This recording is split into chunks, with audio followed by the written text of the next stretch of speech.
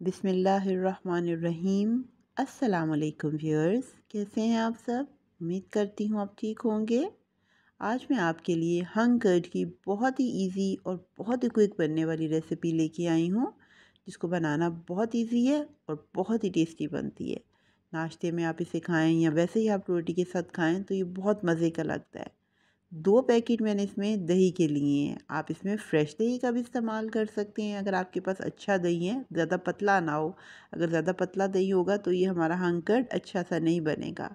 उसमें मैंने 2 पैकेट से मैंने 1 टीस्पून के बराबर नमक ऐड कर लिया। आप अपनी क्वांटिटी के हिसाब से देख लें, जितना आपके पास दही है आप उसी हिसाब से नमक डाल लें।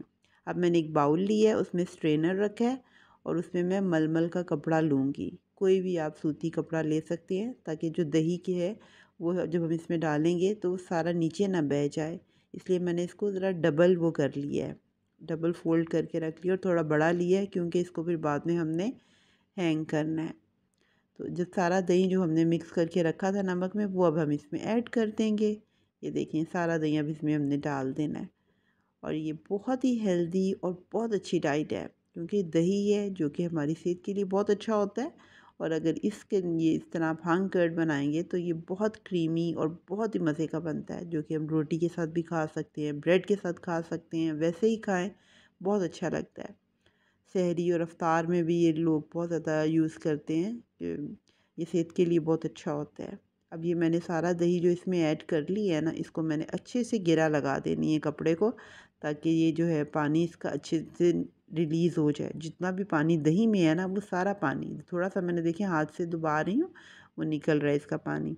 पर अब हम इसको जब लटका के रखेंगे ना, उससे ही काफ़ी मतलब उसका सारा पानी जो होगा बिल्कुल निकल आएगा और वो बिल्कुल एक अच्छी प्रॉपर फॉर्म में हमारे पास आ जाएगा।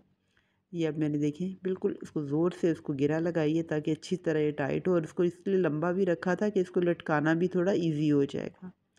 अब मैंने इसको लटका दी है। इसको तकरीबन हम 10 से 12 घंटे के लिए आप लटका दें। अगर ज़्यादा गर्मी है तो आप फ्रिज में भी इसको हैंग कर सकते हैं, उसकी ग्रिल के साथ आप लटका दें तो वो ज़्यादा मतलब गर्मी में ख़राब होने का भी होता है। तो फ्रिज में अगर आप लटका दें, अगर सर्दी है तो बाहर ही ऐसे लटका रहेगा तो कुछ भी नहीं होता। अब ये देखें, अब 12 घंटे के बाद हमारा जो दही है वो काफ़ी, अब इसका पानी अब देख रहे हैं कितना पानी इसका निकला है। और ये पानी भी हम वेस्ट नहीं करेंगे, ये भी कहीं ना किसी चीज़ में आप यूज़ कर सकते हैं। बहुत सी रेसिपीज़ ऐसी बनती हैं जिसमें हम ये यूज़ कर सकते हैं। तो ये भी बहुत हेल्दी पा होता है, ये जो इसका पानी निकला है ये भी बहुत हेल्दी है। इसको वेस्ट नहीं करना आपने। अब ये देखें, ये सारा जो है हमारा दही जो है इसका पानी निकल चुका है और ये कितनी अच्छी फॉर्म में आ गया।